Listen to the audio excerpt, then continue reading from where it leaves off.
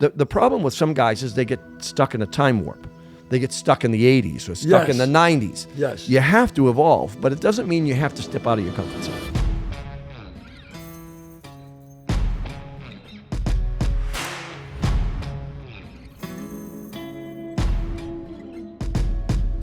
All right, it's Monday. Welcome to the Chazz Palminteri Show.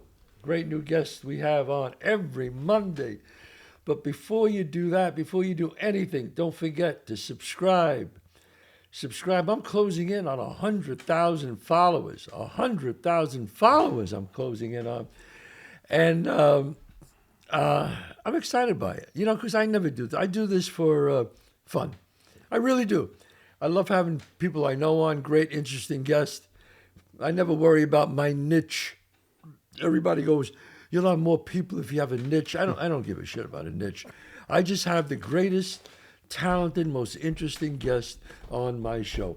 If you want to come and see my one-man show, go to chazzpalminteri.net. Also, if you want to see it live, if you want to see it live, go to chazzpalminteri.net. If you want to see it with 5 cameras on 4K, go to Amazon.com. No, go to Amazon Prime, Apple, or what else, John?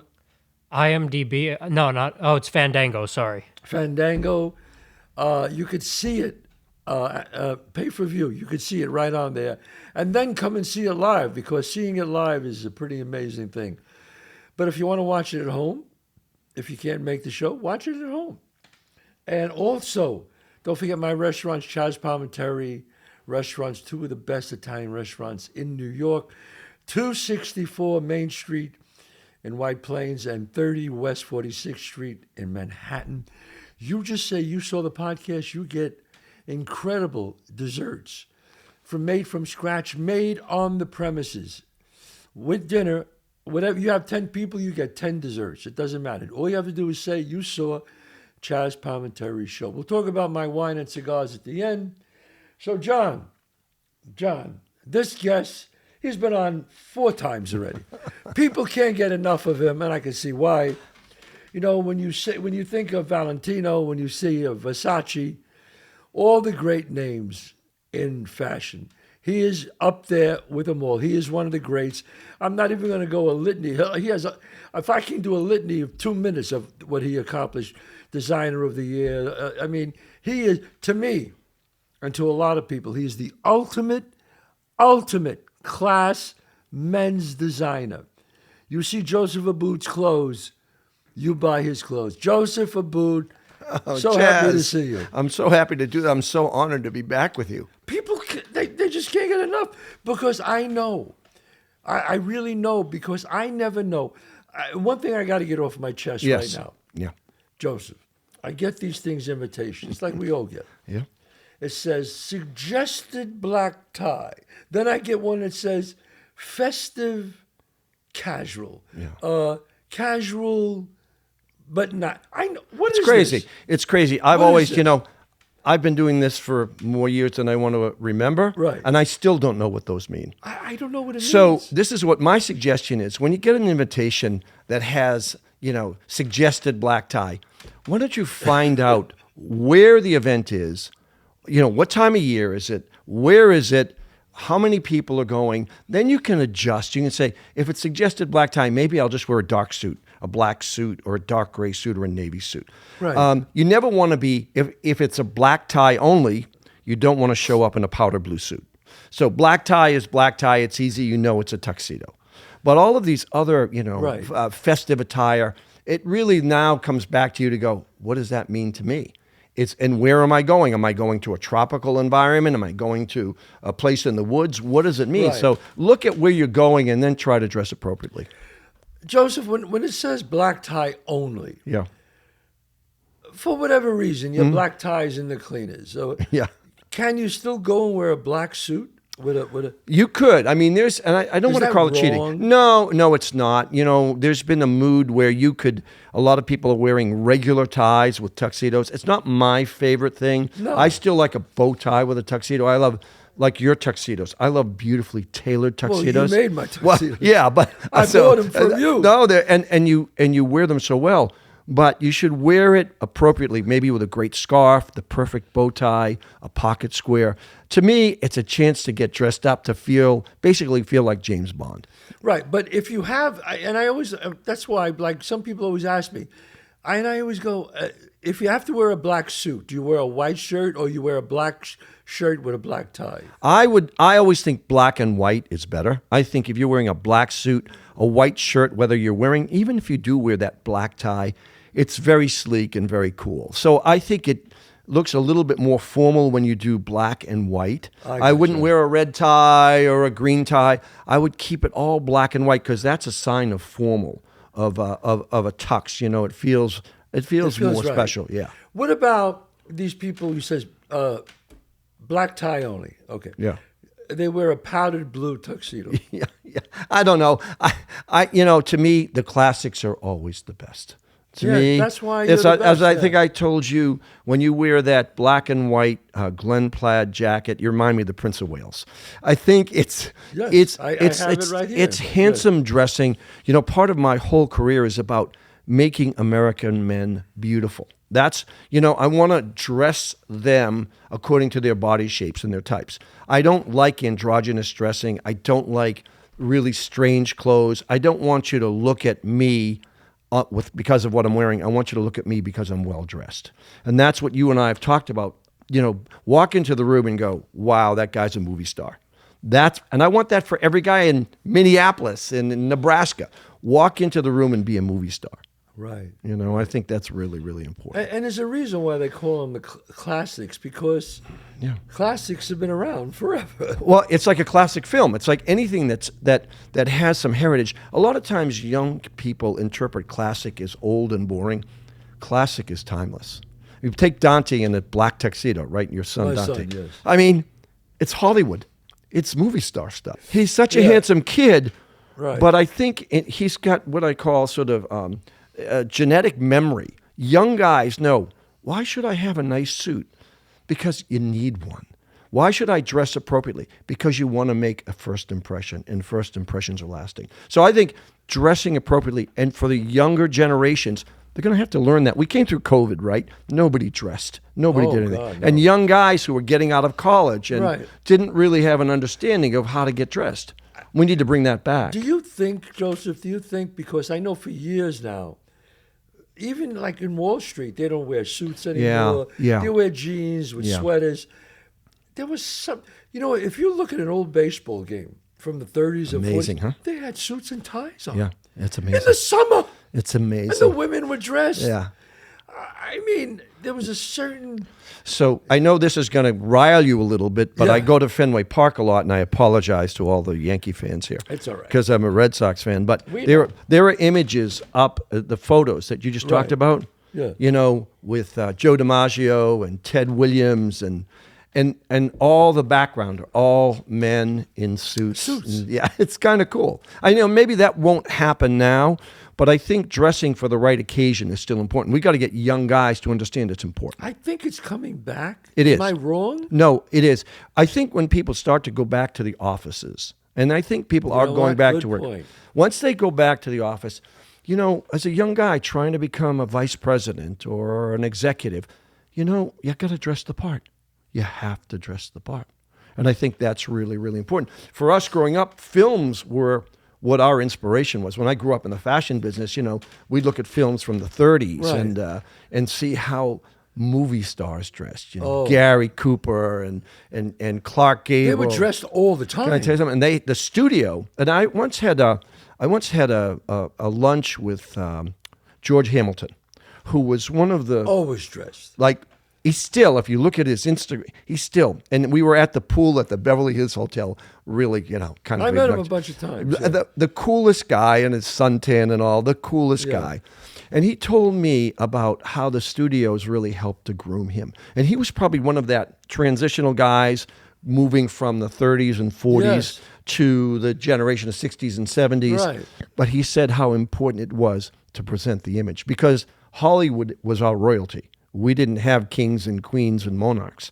Hollywood, Clark Gable and Humphrey Bogart, they were our royalty. It still is in a way. 100%. 100%. And I think, and I was talking to John, and I said, did you ever get a chance to meet Marlon Brando? You did. You, Chazz. Me? Yes. Please, I'm so upset by it. I was getting on a plane, and I'll never forget it. Sean Penn called me, Yeah. and he said, Chazz, I'm going over Marlon's house tomorrow. No. And he invited me. Oh my God. But I was there at the getting on the plane, and I said, I have to get back. I have to get home. You know what? Maybe I could do it another time. And obviously he passed away, but it still bothers me. I should have just turned around, got another ticket, another day. I should have done that, but I didn't do it, and it still pisses me off. Well, it's funny. I also said to John, I wondered, and I think I probably know the answer. Did Marlon Brando and Robert De Niro ever meet? They were in the. They knew each other very well. Oh, I didn't. Well, they did. That's right. As a matter of fact, The Godfather.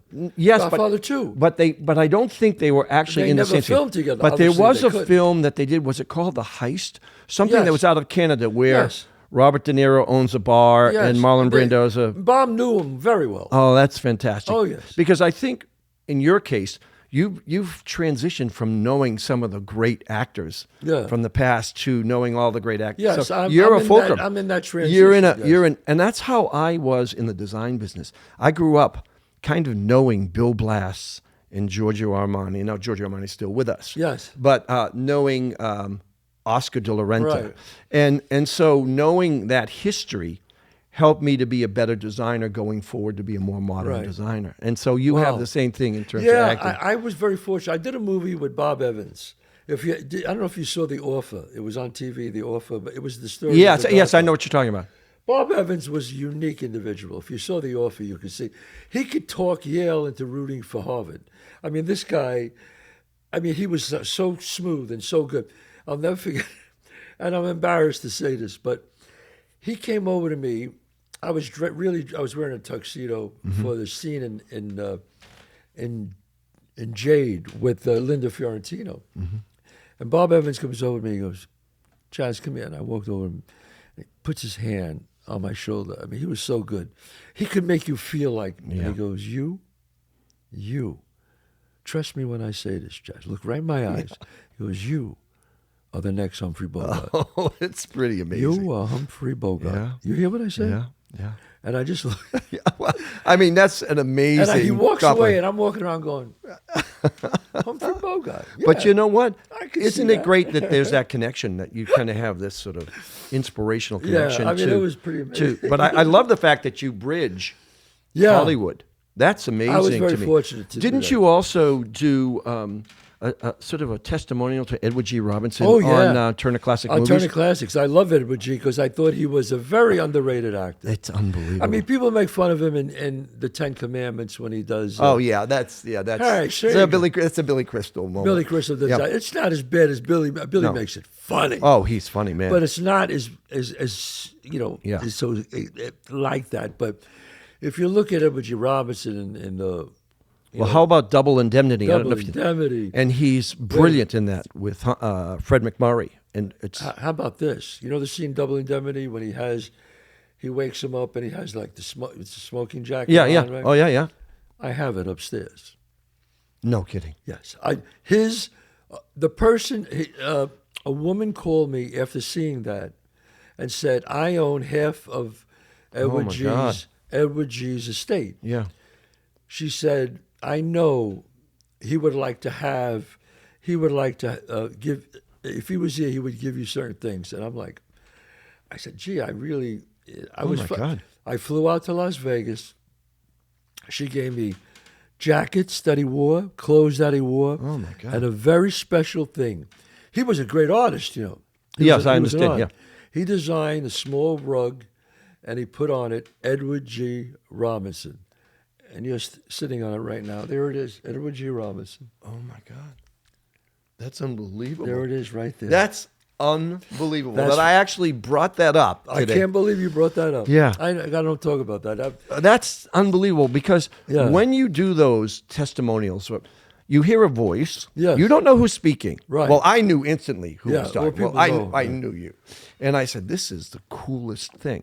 Because to talk about an actor Yeah. who wasn't necessarily a true leading man. No, But it was not kind at of like all. Claude Rains, that sort of. Right, yes. But were so important in the movies that they made. And he really made a mark on films. He was unbelievable. Yes. Yeah, he was. If you remember, what was it? The Sea Wolf, I think it was. Oh, he my was in God. this. Yeah, he was brilliant. But I think, Chazz, and I know that you're doing the interview, but I'm doing the interview.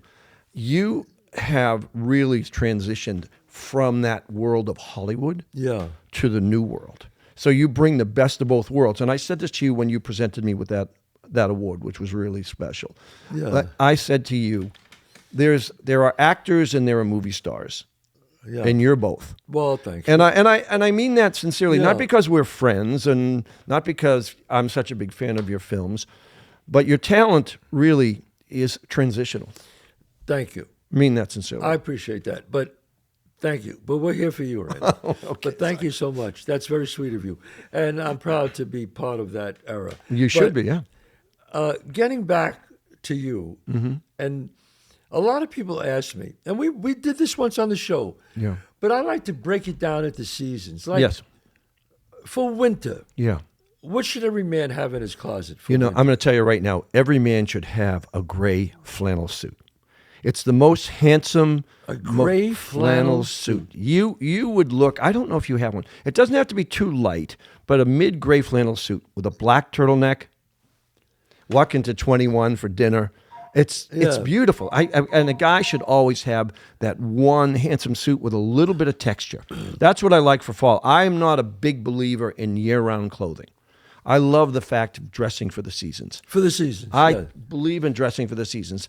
I spent a lot of time in Scotland and did a lot with tweeds and some great things. And when on a cool day in October in the Berkshires, you throw on a tweed jacket and a pair of jeans, and it's really special. See, what you do, when I see you, like you're dressed now, you have a tendency you could dress, what do you call it when it's the same color? Monotone or neutral. Monotone, Yeah. Right.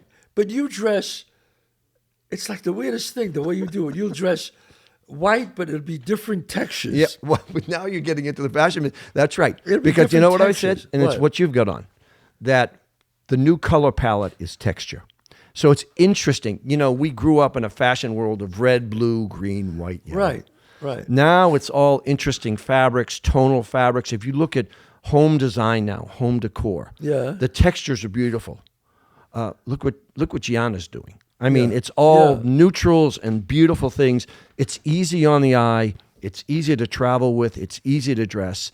And I love men in black and gray and navy. I'm not a big believer in bright colors for Yeah. guys. See, those are my colors. Right. I know. I'm a winter. Yeah. No, but even when you're dressed for spring and summer, and we got you one of those light colored suits, Right. it's still in the neutral family. And it's still, Yes. and it looks great when you have a little color. It looks beautiful. So, dress for the seasons. Don't dress in one color all year round. Dress in the seasonal. You want to go lighter in gray or darker in gray. But I like colors that are men's colors. I'm not a big fan of women's colors on men. Yeah, like red. I'm not a big, like I always said, nobody can do red better than Mother Nature. So I can't do red as good as Mother Nature. So I don't do red in my collections. And I don't do fuchsia and I don't do jade because I can't compete with Mother Nature. Wow, that's a very interesting I thing. can only do what I know how to do, and it's to make, so for example, all the fabrics I've used over the years have been Italian, right? I've seen that. Yeah, and all the fabrics we made for you are made in the Biella region of Italy. Right. And I always said, you show me a piece of fabric and I'll tell you what to do with it. And that's the most interesting thing. If I see a gray flannel suit, I go, yeah, that's a peak lapel suit and double-breasted and side vents. Or you show me a tweed from Scotland, and I'll say, give me patch pockets and a leather button. So the fabric always tells me what to do. Tells you what to do. Yeah. So you believe in the winter, Yeah. a man should have a gray flannel suit, Yep. And a textured sport jacket, definitely. a textured sport jacket. You know the Glen Plaid that you have we just talked about? Yes. That's a fall jacket. Yeah, in fact, I have it right Yeah, there. yeah, it's a beautiful jacket. Yeah, can you give me that, John, over there? Yeah. So I think that it makes life more interesting. Just Yeah. yeah. I mean- To me, this is one of my favorite Yeah, fabrics. I have this right here. Yeah. This is one of my absolute. Look at that. You know Oh. what you know what they call this pattern? What? Prince of Wales. Do they really? This is the Prince of Wales. Now the Prince of Wales. No wonder why I feel so nice about it when I You wear know the this. famous. He was known for this particular pattern. Right. It's a district check that comes out of the UK, out of the United Kingdom. Right. And it's timeless in every menswear category. Now I'll give you another example. You've heard the name Norma Kamali. Sure. I love Norma. She's a friend of mine. Right. She took this traditional men's pattern and she made dresses out of it, not in the same fabric. I was but going to say, not in the same No, fabric. no. Oh. And they are gorgeous. So this pattern has been around for over 100 years, and it's still the most handsome way to get dressed. So if your listeners, if you want to get a black and white Glen plaid like this or a Prince of Wales plaid, you'll never get tired of it. Prince of Wales. Now, where did this come from, Joseph? I'm very interested. This The patches. Right. So the elbow patch. So this is, if the jacket was really cool because it is side vents. So the side vents were Right. for when you were riding your horses. Elbow patches were when you were going through the bushes on your horse. And so there's a lot of heritage in menswear. They have something called the ticket pocket. And what that was, let me see if you have a ticket pocket on this one. You might have it on this one. Oops, I dropped it. But the ticket pocket, which was a little extra pocket, Yeah. was for all the Savile Row guys in London to put their tickets in their pocket when they were going to the train. Right. So I see. Yeah. So I mean, look at this. I mean, when you had this made for me, look at the lining. of yeah, that. the I mean, linings that's- are all Italian. Jesus. Yeah. I mean, Well, let me tell you something about the I had Italians. to. I wanted to show this because when I wear it, people go, "Damn, where'd you get that?" And then you do your know. black turtleneck thing with that. yeah. It's movie star stuff. Now, so winter. You need how about a coat? What kind of overcoat could a man get for the winter? Well, we know you have that great Burberry trench coat. We Right. know you have that one, Right. which is beautiful. That's kind of an all-weather, keeps you, Right, dry. right. I think sometimes a great cashmere coat. Cashmere coat. Yes. If a lot of Can't young go guys, wrong. a lot of young guys don't know about overcoats. What they think of is they get a parka or they get a puffer jacket. Right. Okay, that's cool. But if you were getting dressed, you could say putting a suit on, you need a coat, right? Putting on like a cashmere coat is great. Now, it can be different lengths. It can be longer or shorter, depending on what you like. But there's nothing, my favorite saying is wear cashmere and get hugged. Because anytime you wear cashmere, you've got people rubbing your arm and women over. This is cashmere. When I go to events and a woman touch, they go, oh. They when they grip, they say, oh, Yeah. geez. Yeah. So Yeah. it's an organic fabric. It's luxurious. It's comfortable, but it's really elegant. Right. Now, okay, so a cashmere coat, a gray flannel, anything else great. for winter? would Yeah, you and say? to me, get a textured sport coat like the one we were just looking at. Get something that you can have some fun with. That's winter. Yeah, that's what. Summer, I'm a big believer in cotton, linen. I love linen. Now, the only thing with linen is it gets wrinkled. But see, that's kind of It's okay if it's no, wrinkled? but like linen is the Rodney Dangerfield fabric of our industry. It gets no respect, and linen is an ancient fabric, over 3,000 years old. Right. From the Egyptians to the Romans, because of its cool nature. Right. So linen breathes, and the way that we're making linens today, they aren't like Irish linen. Irish linen is, you used to be able to take a piece of Irish linen fabric and fold it, and it would be like a piece of paper. The way the Italians make linen is it rolls now. It's softer in the finish. And you know what? You put on a white linen shirt in the summer with a pair of blue jeans, God, Yeah. it's just, it's sexy, it's appealing, it's exciting, and you feel good. You get color. So I'm a big, big fan of linen. And I think people have a misconception about the beauty of that fabric. About linen. Yeah. The Rodney Dangerfield. Yeah. That's a great way to say it. It's like got no respect. And Got no everybody respect. said, oh, it wrinkles. Well, you don't want to look like you're wearing a frying pan. You don't want Teflon. You want clothes to move with your body. So it's okay if it's a little wrinkled, right? It's a summer. Yeah. I mean, you're not, it's a question of where you're wearing it. If you're going to a cocktail party, a summer evening cocktail party, Right. linen's beautiful. If you're in the islands or you're in Florida, you're in Miami, Yeah. wear it. You're in Las Vegas. It's beautiful. Now, how about spring? So this is the toughest part for guys, the transitional seasons of In the spring. middle. The middle is tough. Right. And then my only advice is dress for the weather. Dress for the weather. If it's 40 degrees out in April, don't wear a white linen suit, right? If it's 65 or 70 degrees in April, so lighten up. Dress for the weather. And those seasons when you're not sure, dress for the weather. Dress for the weather. That's a very good. You know what? There How you else? go. I mean, how else are you going to do it? And you have to find out in your wardrobe. A lot of guys don't really have those options, and guys should learn how to dress more from their women counterparts.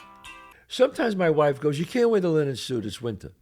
I go, "Well, it's not winter. It's Spring. spring, and it's really warm." Those are the old rules. And Is that right? Yeah. No, the old rules are you can't wear white before Memorial Day or after Labor Day. Yes. That's Out the bullshit. window. It's out the window. Out the Okay? window. It's out the window. It's the rules are you have to wear a 2-inch cuff on your pant. All that's out the window. I think dressing with good taste and dressing with some kind of intelligence is important. And dress for who you are. I mean, you dress for your persona.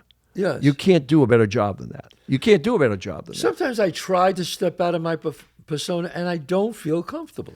You know, I think once you know your comfort zone, most guys, the problem with some guys is they get stuck in a time warp.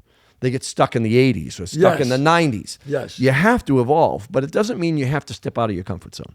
And you've done that. You've done a really good job of keeping, your image is, we know it. You've evolved with your image Right. along with everything else you're doing. And that's Right. what I think guys have to learn how to do. Yeah, I was my friend Sandy Blue Eyes, who works for me. He's He's probably dressed- mad at me after our last podcast. No, he's not mad at you. He's always dressed sharp. Always looks nice. Yeah. But sometimes it's in the 70s. Yeah. So, and I say, it doesn't matter if you dress sharp. If you look like you're from the 70s, it's still like wearing something that's not right. There's a lot of things. There was a drapier look in the 70s and 80s. I don't want to get too technical, but the lapel gorge was lower. It was a little more flashy. Then we got into the 90s with power dressing, the yellow tie and the dark suit. Right. All of that stuff sort of comes and goes. But classic dressing doesn't ever go. It always, and you know what's funny about women? The women in fashion don't love the men in fashion. This is really interesting. The women in fashion, like Coco Chanel, and I worked for Chanel for 2 years, which was really amazing. I spent a lot of time in Paris. Right. She fell in love with an English lord. And where all of her famous checks and plaids come from wasn't from some fashionista, but came from like the history of English and Scottish fabrics. Wow. So she was really inspired by the power and the beauty of masculine dressing that came out of the heritage of Savile Row and custom made. And, Yeah. That's how men should dress. Young guys are going to learn how to do that. And even though they don't always know the words, they gravitate to the more classic things. Yeah, I mean, and again, this is not, people go, oh, it's not transphobic or anything, but I think men should dress like men. I'm so over, to me, God made men and God made women. And women have beautiful bodies and men have beautiful bodies. My job always was to honor the masculine physique and to dress them so that they would look handsome and appealing. Had Right. nothing to do with sexual orientation, sexual preference. I always wanted to dress men to make them look handsome, to make them look like movie stars. Right. What happens, Joseph, if you have some people who come to you and say, I want you to dress me or whatever, and they say, and they're like 5'6", he's Yeah. heavy, Yeah. he doesn't have, can you make someone, and again, I hope, Yes. I hope this doesn't sound bad, but could you make someone like that still look stylish? 100%. 100%. To me, not every guy is a runway model. Okay. Right. So when I've designed clothes, I've always had to take into consideration short guys, tall guys, some guys are heavier. So when I built my first silhouette, when I made the first Joseph Abboud jacket, I did it based on the 1930s films, Hollywood, Clark Gable, Right. Cary Grant, based it. But it also was more room in the shoulders for American men, a little suppression in the waist, but it wasn't like the straight silhouette that was coming out of Europe. So I made clothes more comfortable, but also for a guy who's 5'6", he could look good and feel good about the clothes he was wearing. Is it true that if you're short, you shouldn't wear double-breasted? I think there's Yes, I think that's right. I really think double-breasted is for a certain body type. It's hard. Now, if you look at a lot of the old films, all the old films, it doesn't matter if the guy, Sidney Greenstreet, Right. is wearing a double-breasted. He looked amazing. Right. That was a moment in time. Right now, I think if you're on a little bit of the heavier side, double-breasted is a little harder to wear. You have to get the fit just right. Makes you look a little heavy. It does, but Shorter, too. It does, but it comes from our lack of having the great tailors that we used to have. Like if you look at film again, the clothes were impeccably tailored. Right. We don't have that same kind of opportunity now with tailoring.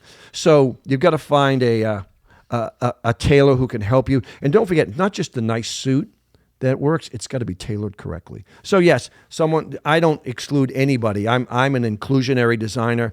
It doesn't matter your body type. We'll find a way to make So it when work. you get a person who comes to you, like my son who's 6'2", and When you have runway models coming to you, it's not too hard. it's not too hard. No, and Yeah. Dante is a handsome kid. And the interesting thing is, sometimes when young guys are well developed, it's hard to fit their suits Really? because they're so well developed that you want to make sure that it lies down on the chest. So that's why tailoring and that getting it sewn correctly and tailored correctly is such an A important thing. tailored suit looks better than a suit off the rack. That's right. Well, you can get a suit off the rack. End of story. But And yeah. and you can have it tailored, but if you can do custom, that's the way to go. And I think I said to you, if you get a chance someday and you're fortunate enough to fly to London, go to Savile Row. I know you told me I that. mean, I'm gonna do it. I'll Savile go with Row. you. You know what? Yes. You want to do an event? We'll do a Yes. TV show. Yes. Let's go to London and go to Savile Row. Savile Row. And we get my son to come with us. Oh, it'll change your life. There's Really? one shop called Geeves and Hawks. They actually have in one of their showcase pieces a military uniform with a bullet hole through it. And they used to Savile Row would make the military officers. I Yeah. think it might have been Lord Nelson's tuxedo with one arm. It's so inspiring. And they Right. also made Michael Jackson's jackets. Wow. So we should do this. We're going to do it. I am telling you, just doing London in Yes. terms of style is over the top. I love those. My favorite scarves and ties. Yes. Charvet, is that you love How do Charvet? you pronounce it? Charvet. Charvet. They're French. Well, if you want, we can cross the channel and. Those are my Go to favorite. Paris. Those are my favorites. But we should try. Charvet, let me tell you, folks out there, if you want to wear a scarf or a tie that makes a statement, Charvet. Yeah, I think I had mentioned to you he had called me once, Mr. Charvet, and complimented me when I started doing my first neckwear and scarf collection. Right. That's kind of like with you and Marlon Brando. I mean, it's like a legend, and you Wow. feel, or you're Humphrey Bogart. Right. It's amazing. But I think honestly, because of the style and the Right. world you live in, a trip to London and to do Savile Row, there's 50 shops that you could go into. Really? Oh, and if you wanted to do a documentary on it, it's brilliant. I got to fly my guy out. I got to fly you out there, John. We got to do that. I will do tell it. you, it's really quite an amazing story. Yeah. Then there's another street not too far away called German Street. Yeah. You've never seen more amazing handmade English shoes in your life. Oh my God. You would go. But are crazy. people in London, do they dress more Yeah, than we yeah. do? I would say In Europe, as a whole, they do. as a whole, Paris is still a dressed up city. They're still dressed up. London is still. Italy believe is it or too. not, Italy, Tokyo, is still a dressed up city. Tokyo. Yep, and that's an amazing. Would you say fashion. New York is? Unfortunately, it's falling back in the list because I'm not seeing. I think New York can do it, should do it. It was always the heart of Madison Avenue. Right. Great, great flannel suits, chalk Yeah. stripe suits. New York has got to make a comeback. It has to make a comeback. yeah. It has to. And we're all rooting for it because it's the heart of the fashion industry. I've always wanted to ask you this. Can I wear black pants with a navy shirt? No. Thank you. That's what I want to know. No. Can anybody wear black and blue? Yeah, Can you wear black and blue? Yeah, if you were trying to make a deliberate fashion statement, I have this one great leather jacket, black leather double-breasted jacket, Right. with blue felt, blue flannel insert. So it's black and blue. It's a tough combination because if the black and blues are too close, it looks like you mix-matched. If they're too contrasty, they don't really go together. They don't. I see. And so Yeah. black and blue is a tricky So combination. don't wear black and blue. You know, there's a lot of other combinations that are much more beautiful. Wow. Yeah. And getting the summer, just like you Yeah. said, a nice suit. Yeah. How about the fall? Did we talk about the fall? Yeah, Which one? but I just wearing We that did. sort of like a textured jacket. Textured I think jacket. spring dress for the weather. Can you wear at a special event? This is because I have a very long black leather jacket. Yes. Can you wear that over a tuxedo? Yeah, it's fabulous. It is. That's fabulous. Yeah. We did a photo shoot. This is probably in the early 90s of guys like Matt Damon, and they did all my black leather jackets right. over tuxedos. Over tuxedos. Yeah. And it's okay. a very cool. Sometimes I worry it's not dressed up No, like no. It's okay to step out a little bit. It's not like you broke the rules. You bent the rules. You bent the rules. Yeah, and I love that. I That always to me think is it's a little like too- push it. No, you can push it before it breaks, and I think it's very cool to do. Okay. that. And Yes. then you want to make it even better? Wear the scarf with the black leather jacket. When do you? And my last question. And I'm sorry to keep you so No, long. I love this. And It's that fun. is, when do you decide? Like my wife goes, a white scarf, it's too much. You should wait until it's an event like the Oscars or she goes. So then I have a black Charvet Charvet, yeah. Charvet scarf. Yeah. She goes with dots on it. When could you wear a white scarf? You know, I like the white scarf for formal. I'd like it for formal. formal? Yeah, any formal. Any Doesn't- formal. Doesn't matter. If you're wearing a tuxedo, to me, you know, a tuxedo can be labeled as a monkey suit sometimes because Yeah. people are saying, oh, if you just add a little bit of personality to the tuxedo, and like I said, bend the rules, don't break the rules. Yeah, wear the scarf. When I wear a tuxedo, and maybe I'm a fashion designer, I love wearing a scarf. Could I wear a white scarf with just the sport jacket and a turtleneck? Yes, you could. But if it's silk, but I would say in that case, I would wear the black one with the polka dot. With the polka dot. Yeah, Okay. the white one might be just a little bit on the formal side. On the but formal I, side. I love accessories for men because we don't have those many. We don't don't have have- many options. Can I ask you one question? Of course. Oh, Hey, it's Dante the just man, walked in. Dante. Go ahead. Because while we're on accessories, there's something I need to get off my chest. Yeah. Matching your tie to your pocket square. No, Never. never. Thank you. Okay, and you know why? It's too It looks much. like it's store bought. That does. And when you wear a pocket square, it should complement what you're wearing, and it shouldn't be it's a mat. Yeah, that's kind of. Yeah, I Looks wouldn't like do you it. got it as a set. That's exactly right. bought Someone it gave as you. a set. Yeah. You hear that, Otherwise, Sandy Blue Eyes? Otherwise, it's much better to look like you have a personality to say, I've got a striped tie and I'm going to wear a paisley pocket square. You know what I did recently that I really loved? What's that? Tying bow ties. Say- Clip-on bow ties go in the garbage. Oh my From God. you talk. Oh my he God. does it. So I told a story in my book about, do you think when Frank Sinatra in the wee small morning, wee hours of the morning, Yes. would take a clip-on bow tie and put it off? Never. He would untie his bow tie. And it'll just hang. It would just hang. So, yeah. So, for all the young guys who don't know how to tie bow ties, learn because it's the coolest thing. And it makes a huge difference. It looks different. It doesn't Totally. look like a clip-on. It's a huge difference. huge difference. And it's a much It looks more, classy. I'm a it's- snob. Now, I- when if I see a clip-on, I'm like, I know. Well, that's a I've sort of clip-on. learned I have to be tolerant because a lot of guys don't know how to do it and they petrify out of it. But My son does it for me. it's the only way Yeah. to wear a black It gives tie. it such a personality. And by the way, you can shape it a little bit when you tie the bow tie. Yeah. So it looks like basically a tie that's, So I was at an event a few weeks ago with some of the wealthiest people in New York. Yes. And a lot of them, the younger generation, they were wearing Nike Dunks with their suits. What do you think of that? okay. Do I have a minute to Go say? ahead. Go. The worst thing that has ever happened to menswear is sneakers with suits. Okay? It is such an oxymoron. And we see it on TV all the time. We see these guys, good-looking athletes. It's ridiculous. It's the one guy in 1,000 can wear sneakers with a suit. And I think it's so forced. The problem with menswear is it falls into this trap where, it's okay to wear sneakers with a suit.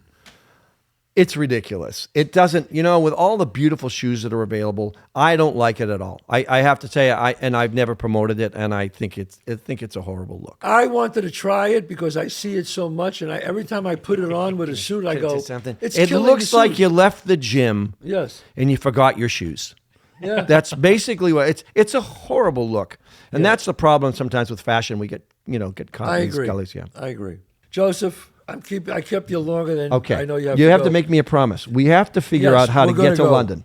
We've got to do that. You people just love you. You come on my show, and it's like, I have so much fun. And It's it's only 10 fantastic. minutes away. and it's only 10 minutes away. You live right here. All right. Thanks, Chazz. All right, thank you. Don't forget, next week, you want to go see Chazz Palminteri Show, go to chazzpalminteri.net. John, did we say the dates? We didn't, but I'll put them up on screen. You put them up on screen. These are the dates. Come to see it. Don't forget my restaurants. Don't forget Chazz Palminteri Cabernet Wine and all the Stu Leonards coming to Costco's. You're going to love it. And my restaurants, just go in there, mention my name, say you saw the show. Incredible, incredible desserts you get with dinner. God bless you all, and see you next Monday at 11.